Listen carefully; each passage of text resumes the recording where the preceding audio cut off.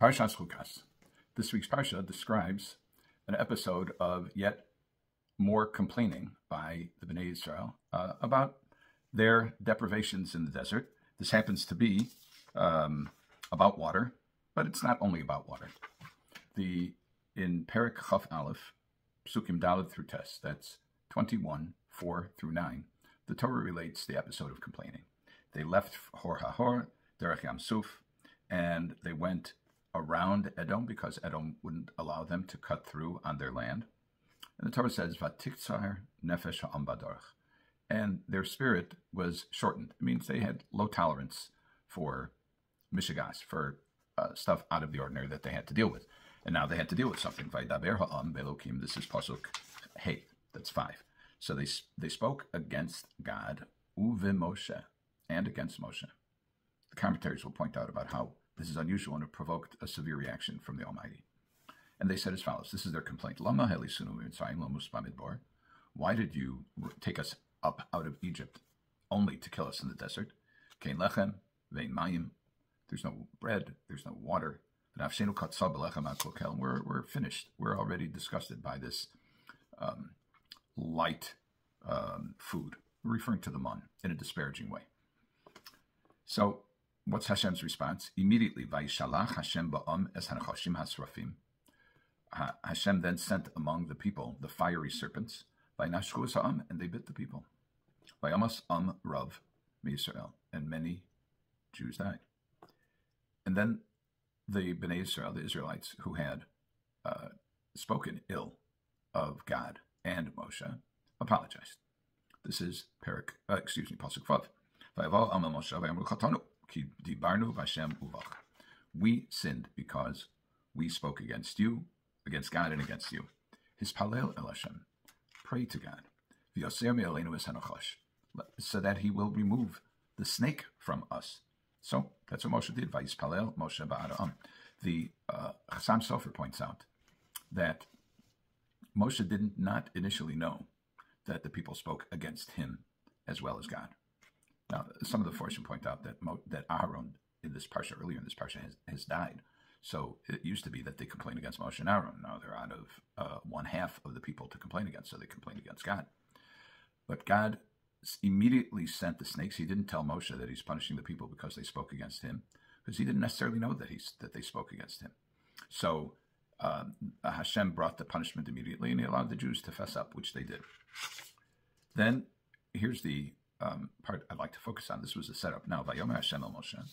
Hashem says to Moshe, Aseh l'cho saraf, make a fiery serpent. The word serpent isn't here, but saraf is a shorthand, says the Meforshim. Comes the sin resh pei means fire. So sreifa, visim oso alanes. So make a serpent and stick it on a pole. Make a banner out of it. Make a large, a tall replica, or make a replica of a snake and then put it on a pole. And anybody who's bitten will look at it. They won't die of the poisoning, but rather they will live. And that's what Moshe did. The final verse that we will quote now is verse 9, which is Pasuk Tes. Vayas Moshe nechash nechoshes. And Moshe made a snake out of copper. And the Meforshim point out two things. Number one, nechoshes. It's lashon nofel al lashon. It has similar letters. Nun, ches, shin, nechash, snake, nechoshes of copper. It also is the type of metal that will appear, most likely to appear, fiery, red-ish. So it's saraf. It's a type of snake, a fiery-looking snake. So Moshe made an achash nachoshes, this looking snake out of copper, and he put it on a pole the way God commanded. If a snake had bitten a man, and he would look at the copper snake and live. So we have a few questions.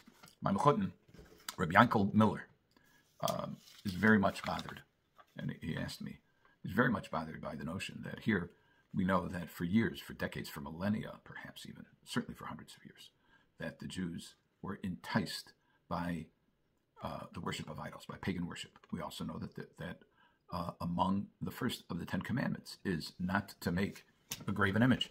So he asks, why of all things does God take the snake and make an image of it to provide a cure to the Jews?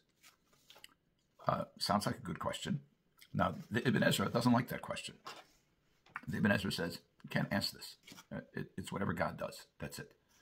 There are Meforshim who say that, first of all, why a snake? Because the snake was the original Medaber Lashon Hara. The snake was the original negative speaker. It's the snake that induced Chava, Eve, to eat from the Eitz Hadas and to give to her husband, Adam, to eat from the Eitz Hadas. So the snake speaks through its tongue, through speaking, creates negativity. So these people, the Bnei Yisrael, complained both against God and against Moshe. They are misapre lashon hara. They're speaking negative speech. They get the divine punishment. The awful divine punishment is a plague of sorts of snakes. The invasion of the snakes. It's from a horror show. So why now? So what's different in their complaint now is that it's both against God and against Moshe, say the Meforshim. So that's why we haven't seen snakes arrive on the scene before, but they're coming now. Now, what's the business? Is this a risking avodah zarah? So the Ramban says, why this cure, if you will, for the ill of the snakes, for the poisoning by the snakes? And he says it's well known that when somebody gets bitten, that their condition is made much worse by looking at bitten by an animal. So their condition is made much worse by looking at the animal. We might call it in today's terms PTSD, post-traumatic stress disorder, or even if it's not a disorder, maybe it's not a clinical disorder, but it's post-traumatic stress. That you're freaked out. You see snakes and you're freaked out. So the Ramban says that by using the image of a snake as the vehicle for the cure was actually doubled.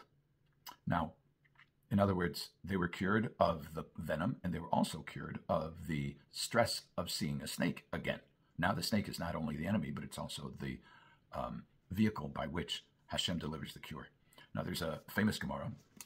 There's even a song that's written on the base of this Gemara. But the Gemara reads as follows, and Rashi quotes it.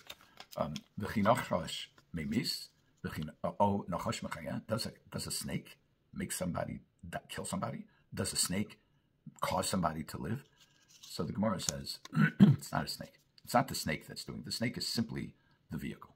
Ella bisman shahoyu Yisrael mistaklin klape mala. When the children of Israel would look upwards towards that image of the snake, which is on a high pole, so then umeshabdin es libon lavihem shabashamayim, and they submit their will, their minds, libam, their hearts, to their Father in heaven. Hayu misrapin. So then they were cured. Vimlo hayu nimokim. And if not, they would waste away. They would rot. They would die. So what brought about the refuah? What brought about the cure? It wasn't the snake. The snake was a vehicle, but the snake isn't the source of the cure. The source of the cure is HaKadosh Baruch Hu, is the Almighty. And the cure, the qualifier for the cure is if somebody looks up heavenward and is reminded of the Almighty. Hashemayim misaprim kavod kel. The heavens speak of the glory of God. Somebody is inclined to connect the dots in the way that Chazal talk about it. If you look up at the heaven and you look at the artwork of the Almighty, then you're reminded of the presence of God. And if you've done tshuva and you're reminded of the presence of God, looking up at the image that's on top of the pole, and you incorporate a submission to the Almighty, then what's happened is that the Almighty has taken an image of a snake, which in different circumstances could be a genuine object of avodah zarah, could be an idol.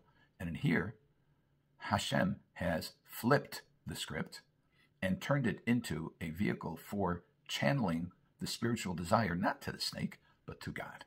And by so doing, HaKadosh Baruch Hu has cured those who have been afflicted, both of the venom and of the freak-out post-traumatic stress, and also reinforced their loyalty to HaKadosh Baruch Hu.